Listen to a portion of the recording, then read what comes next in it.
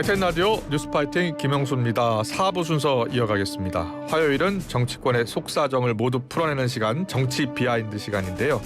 청취자 여러분의 의견을 기다리고 있습니다. 단문 50원, 장문 100원의 정보 이용료가 드는 샵 0945로 문자 보내주시면 됩니다. 이종근 시사평론가, 김진욱 전 민주당 대변인 나오셨습니다. 어서 오십시오. 네, 안녕하세요. 안녕하세요. 네. 안녕하세요. 정치권 비하인드, 정치권의 속사정 좀 들어보겠습니다. 먼저 김진욱 전 대변인께 물어볼게요. 민주당 의원들 텔레그램 방에 헌법재판소 5대3 교착설이 있었다라는 언론 보도가 나왔었는데 확인이 됩니까? 글쎄요. 이 5대 지금 헌법재판소의 재판관님들께서 지난주에 한덕수 권한 대행에 대한 탄핵 심판을 선고하면서 그 5대 2대 1이라는 5대 2대 1 결과가 나왔죠. 예. 그 결과를 보니 이 한덕수 권한 대행에 대해서 인용의 판단을 내린 분도 계시지만 전체적으로는 기각 판정이 나왔고 그 과정들 속에서 각하 또는 그 기각 이런 부분들에 대해서는 또 세 분 조한창, 정영식 또 김복형 이 세 분의 그 재판관들께서는 다른 재판관들하고는 다른 판단을 했었던 게 아니냐 이런 부분들이 이제 확인이 되고 난 이후에 이 정치권에서 출처 불명의 이 소위 말하는 지라시라고 하는 이런 내용들이 굉장히 많이 있었죠. 그리고 나서 그때까지만 해도 이 헌법재판관들의 어떤 성향이라든지 어떤 판결이라든지 이런 여러 가지 상황들을 봤을 때 과연 지금 이 윤석열 대통령의 탄핵 심리에서도 이런 그 과정들, 그러니까 소위 5대3의 과정 이런 것들이 있을 수 있겠냐라는 이제 그 의구심이 있었던 상황이었는데 모 보도에서 이제 그 지금의 이 헌법재판소의 여러 가지 시나리오가 있다. 예를 들면 8대 0부터 6대 2, 5대 3, 4대 4까지 여러 가지의 가능성 있는 시나리오 있는데 그중에서 5대 3 교착설 소위 데드락이라고 하는 상황이 가장 유력한 지금의 상황 아니냐라는 이제 기사가 나오면서 그것이 본격적으로 민주당 의원들 사이에서 회자가 되고 만약에 이렇다면이라는 이제 논의들이 시작됐던 그런 거죠. 거였군요. 그런데 국민의힘에서요. 어제 헌재의 신속 선고를 요구하는 그런 목소리가 지도부에서 나왔어요. 네네 그렇습니다. 어떻게 봐야 돼요?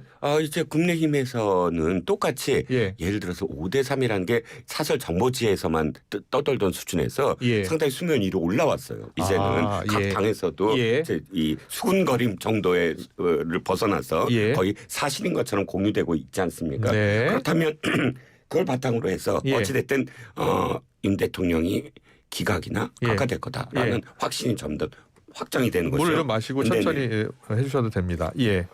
그러다 보니까 지도부가 이제 빨리 해달라 입장이 좀 바뀌었죠. 국민의힘은 충분한 그런 어떤 방어권을 위해서 결론을 많이 좀 해달라라는 데서 이제 결론을 내달라.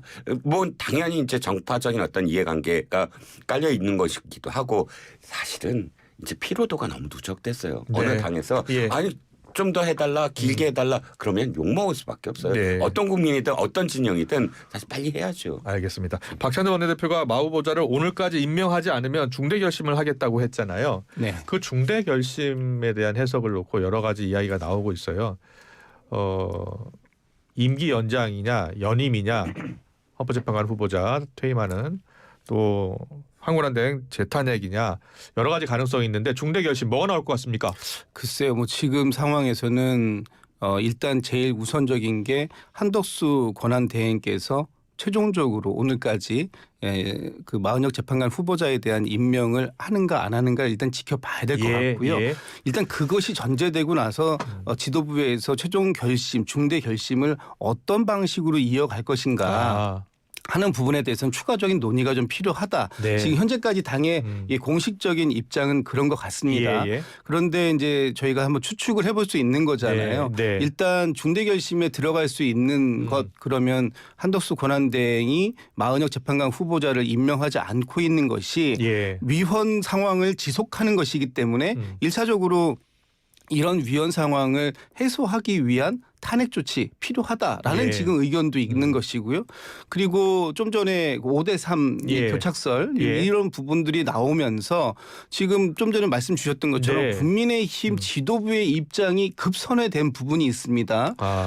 그 원래 이 탄핵 심판에 관련해서 국민의힘 지도부의 입장은 이것은 시간의 문제가 아니라 정확성의 문제가 더 중요하니 신속한 판단도 중요하지만 이 부분에 대해서 차근차근 졸속적으로 심리하면 안 된다라는 것이 그동안의 입장이었던 것이 갑자기 5대3 교착설 이후에 신속한 판단이 필요하다라고 급 입장을 바꾼 건 뭔가 국민의힘 지도부에서는 헌법재판소의 내부 사정과 어떤 이런 내용들을 확인할 수 있었던 게 아니냐 이런 생각이 들고 그런 과정들 속에서 만약에 지금의 5대3 교착설이 사실이라면 4월 18일 날 문영배 이미선 두 분의 재판관이 퇴임하실 때까지도 결과적으로는 어떠한 결론도 낼 수 없는 것 아니냐라는 데까지 또 이어지는 거잖아요. 그렇게 되면은 그 이후에 과연 6인 체제의 헌법재판소에서 이것을 판단할 수 있는가 또는 권한대행이 지금 죄송합니다. 문영배 이미선 두 분의 재판관은 대통령의 임명 몫인데 그럼 권한대행은 이분들을 임명할 수 있는 것인가? 또 대통령이 지금 현재 대통령 직무 정지 상태인 권한대행인데 그렇다면 만약에 이것이 기각돼서 대통령이 돌아온다고 한다면 대통령의 인사권을 권한대행이 행사한 것은 또 옳았는가? 여러 가지 문제들이 얽혀 있기 때문에 이런 과정들을 수습할 수 있는 단기 처방 성격으로 일단은 그 후임자가 정해질 때까지 헌법재판관의 임기를 예비적으로 그 좀 연장하는 방법도 지금 이제 당에서는 고민하고 있는 것이고요. 그것이 만약에 헌법재판소 법에 의해서 헌법에 의해서 헌법에는 대통령의 임기를 6년으로 정하고 있지요. 그러나 또 다른 방법으로 연임도 가능하게 되어 있습니다. 그렇다면 이 6년을 지내신 분이 만약에 추가적으로 연장하는 부분이 헌법에 위법하다고 판단이 된다면 그럼 연임하는 방법도 있는 거 아니냐. 이런 식의 지금 다양한 논의들이 이루어지고 있는 상황이기 때문에 뭐 지금 결론 난 것은 아니지만 여러 가지 시나리오를 놓고 검토 중에 있다 이런 말씀 좀 드리고 싶습니다. 한덕수 대행이 오늘까지 마은혁 후보자를 임명하지 않으면 중대 결심이기 때문에 일단 오늘 하루는 계속 지켜볼 것 같아요. 그런데 나오는 가능성은 이제 재탄핵 그리고 헌법재판관 임기 연장이거든요. 두 가지 다 추진할 것으로 보세요? 재탄핵 또 가능하지요. 왜냐하면 지금 이야기가 재탕을 할 수밖에 없다라는 흐름 또 더군다나 75명의 초선 의원들이 그렇게 강경한 어떤 태도를 취하고 있고 근데 사실 비극이에요. 재탄핵이란 건 진짜 헌정사상 있을 수 없는 일이거든요.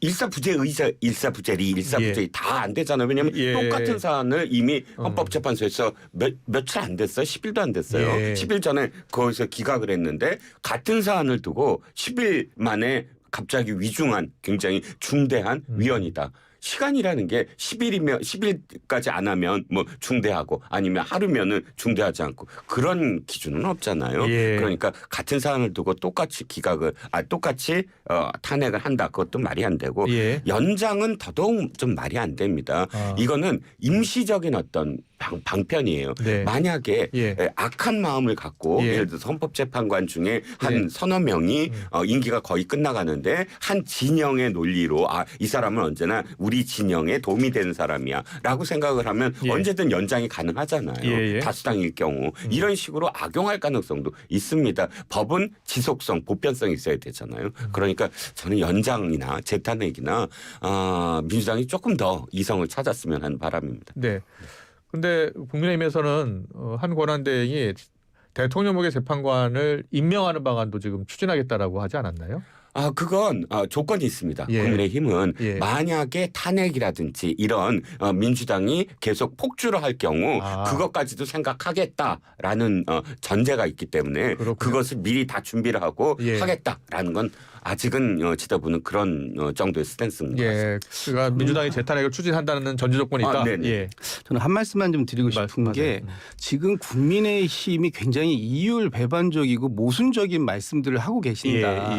지금 그 헌법에 대해서 굉장히 엄격하게 해석해야 된다라고 지금 얘기를 하시면서도 또 다른 한편으로는 뭐 본인들이 헌법을 지키지 않는 부분에 대해서 너무나 관용적인 태도를 보이고 있는 거예요. 지금 그 마은혁 재판관 후보자를 임명하지 않는 것, 이것이 헌법 위반이라는 사안은 변함이 없는 사안 아닙니까? 그런데 이 부분에 대해서는 선택적으로 임명하지 않아도 지금의 이 그 위헌 상황을 지속해도 아무 문제가 없다고 얘기하면서 또다시 대통령의 권한인 또 이 그 헌법재판관들 임명 이 부분에 대해서는 할 수 있다라고 얘기하는 게 얼마나 모순적으로 들릴까 이 부분에 대한 상식적인 판단을 좀 기대해 보겠습니다. 네, 알겠습니다. 자, 이종구 평론가에게 또 물어볼게요. 지금 여당이 민주당 초선 의원 70명 또 이 대표 등을 지금 서울경찰청에 고발을 했죠. 내란 음모 혐의예요?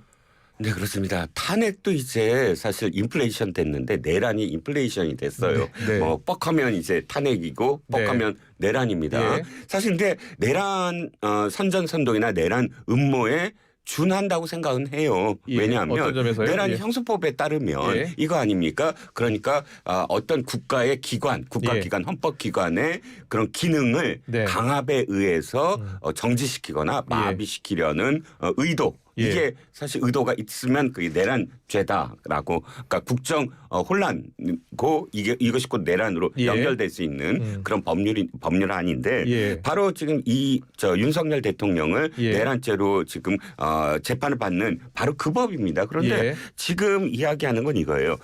총탄핵이라는 말이 생겨났더라고요. 줄탄핵도 아니고 줄탄핵은 국무위원 탄핵시켜갖고 그 다음으로 권한대 또 탄핵시키고 이게 줄탄핵이라면. 줄탄핵 시간이 많이 걸리잖아요. 뭐 발의하고 소추 발의하고 그 다음에 또 직무정지까지. 그러니까 총탄핵을 하겠다라는 말이 나와요. 한꺼번에 다 탄핵을 하겠다. 여기 방송인 김어준 씨가 왜 포함된 거예요? 방송 아까 김어준 씨가 자기 방송에서 이 이야기를 시작을 합니다. 그러니까 그 다음에는 또 한 명씩 계속 방송 출연하더니 70여 명의 의원들이 지금 성명을 발표하더니 그 다음에 바로 언론이나 혹은 국민의힘에서 김어준 씨를 비판하기 시작합니다. 그런데 제가 진짜 놀라운 건 뭐냐면 그 정도 됐으면 어쨌든 약간 좀 텀을이나 혹은 호흡을 가다듬어야 되는데 그 비판하는 날 6명의 초선 의원들을 또 출연을 시켜요. 저는 이 정도면 거의 옛날에 제사장 있잖아요. 국회의원들이 또르륵 달려가서 신탁 받으러 가고 하는 그 모습이나 다름없다고 생각을 해요. 저는 김어준 씨가 내란 선전선동죄로 만약에 고발 된다고 그런다면 상당히 유력한 그 혐의가 입증이 될 수 있다라고 생각을 합니다. 김진욱 대변인은 어떻게 보세요? 그렇게 보세요? 지금 이러한 인식들이 저 윤석열 대통령을 포함해서 국민의힘에도 계속해서 자리 잡아왔기 때문에 지난 12월 3일 밤에 김어준 씨 체포하겠다고 계엄군 투입된 거 아니었던가라고 생각해 볼 수도 있을 것 같아요. 저는 좀 다른 뭐 김어준 씨에 관련된 부분에 대해서는 뭐 이미 고발하셨으니까 나중에 수사하면 될 것 같고요. 지금 두 말씀만 좀 드리고 싶습니다. 첫 번째는 내란죄 관련된 부분이에요. 내란죄라는 게 이 헌법기관을 강압적인 방식으로 무력화시킬 때 적용된다 이렇게 지금 알고 있는 거 아닙니까? 그런데 과연 이 민주당이 헌법에서 부여한 국회에 부여한 권한인 탄핵이라는 공식적인 제도를 통해서 국무위원들을 탄핵했을 때 이것이 과연 내란죄로 형성이 될 수 있을까요? 이것이 법을 위반해서 강압적인 어떤 부분이 강압적인 부분이죠? 저는 첫 번째 이런 문제 제기 하나 하고요. 두 번째는 위헌 상황을 해소하지 않았을 때를 전제로 한 탄핵입니다. 그 위헌 상황은 뭡니까? 헌법재판소에서 이미 마은혁 재판관 후보자를 선택적으로 임명하지 않은 것 이것은 위헌이다라고 규정을 지었지 않습니까?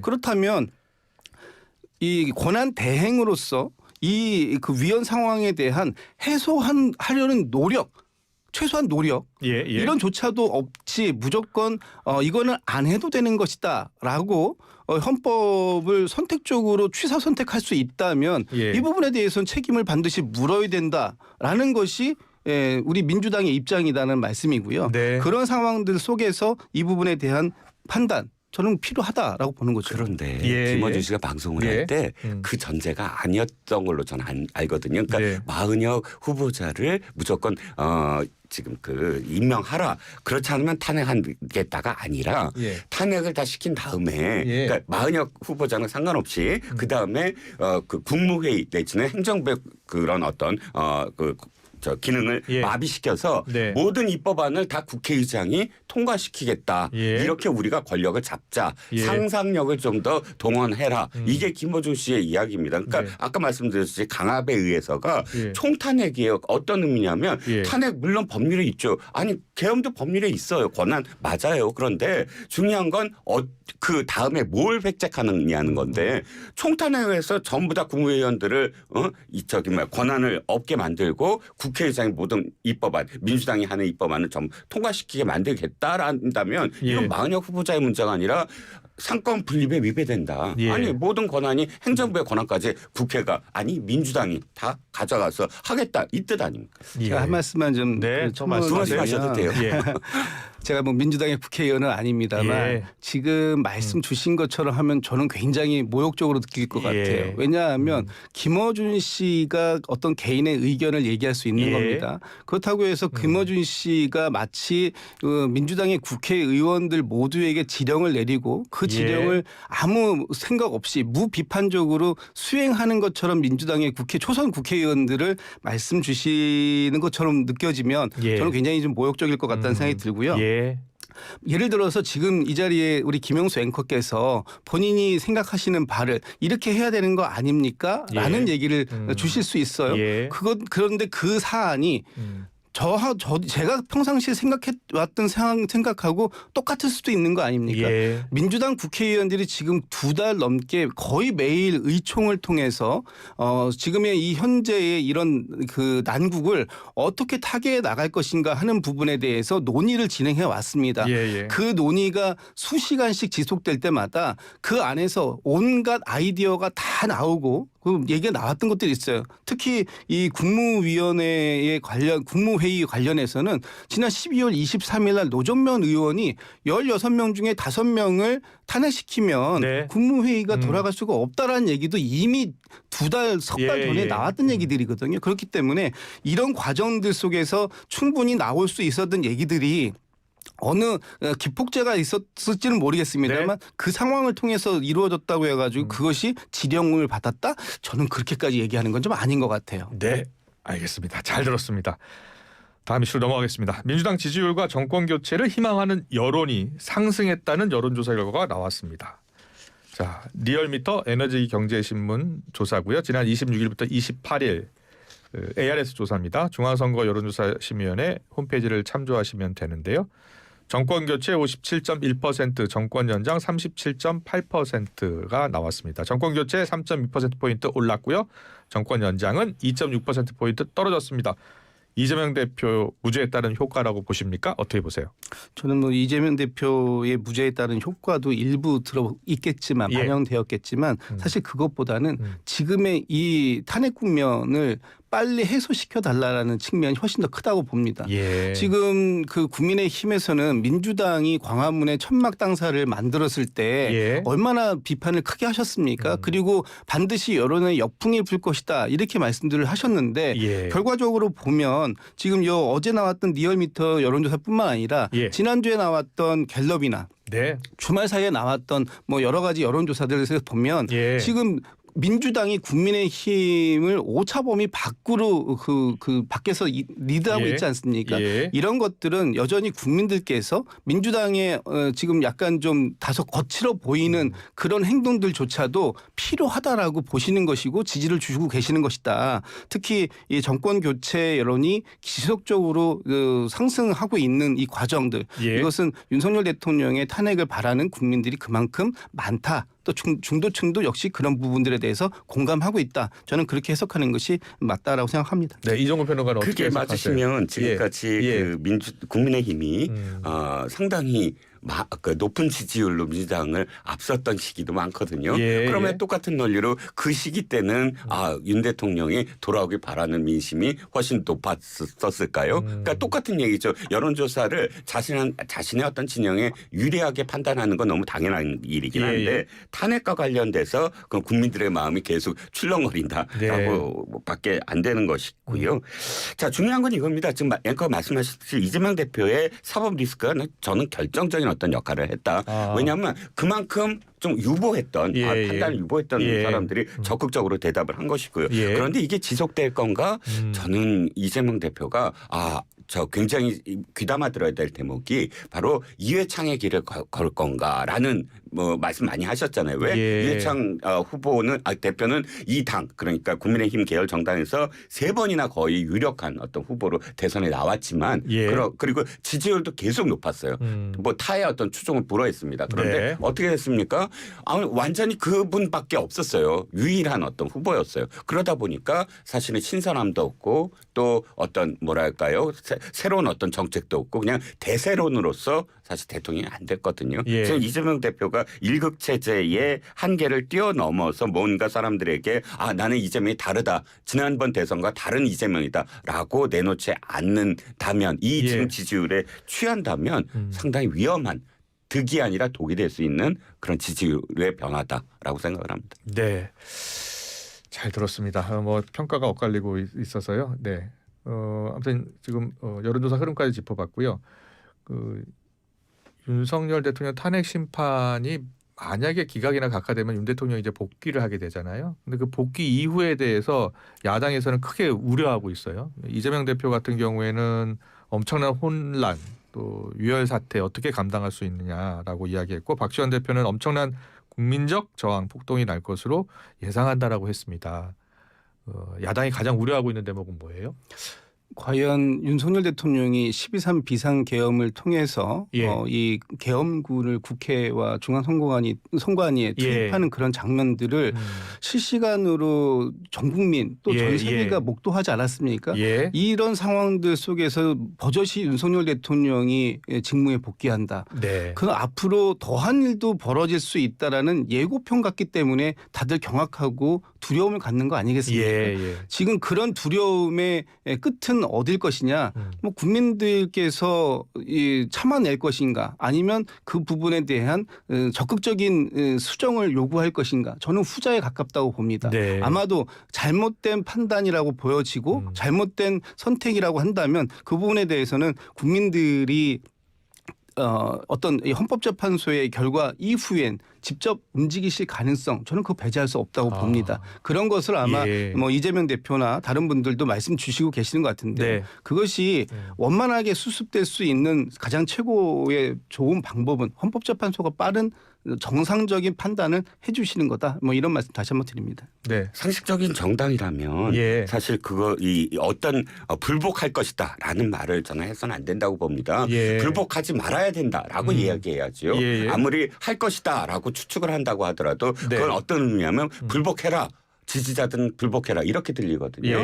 그러니까 무슨 얘기냐? 저는 두 가지를 생각을 합니다. 만약에 기각돼서 저는 사실 뭐 대통령의 계엄 잘못됐다고 생각하는 사람이지만 기각이나 각하돼서 되돌아온다고 하더라도 헌법재판소의 결정문에는 분명히 그게 담겨 있을 겁니다. 대통령의 계엄은 어떠한 상황으로 사실은 제어받아야 된다. 그런데 사실 그게 중대하지 않아서 뭐 이렇게 될 겁니다. 그 부분을 사실 확실하게 아마 지금 헌법재판관들이 집어넣을 거라고 생각을 하고요. 두 번째는 뭐냐면 최후 진술입니다. 대통령 최후 진술을 분명히 하셨거든요. 그러니까 나의 임기와 관련된 문제, 계엄에 관련된 문제, 개헌에 관련된 문제 이 두 가지를 연결을 시키면서 가측 가능한, 예측 가능한 그런 어떤 임기를 보장하겠다라는 어떤 두 가지로 말미암아 저는 그렇게 대통령을 공포 마케팅 돌아오면 또다시 공포가 있다라고 마케팅을 하더라도 국민들이 거기에 그렇게까지 동조하지는 않을 거로 봅니다. 네,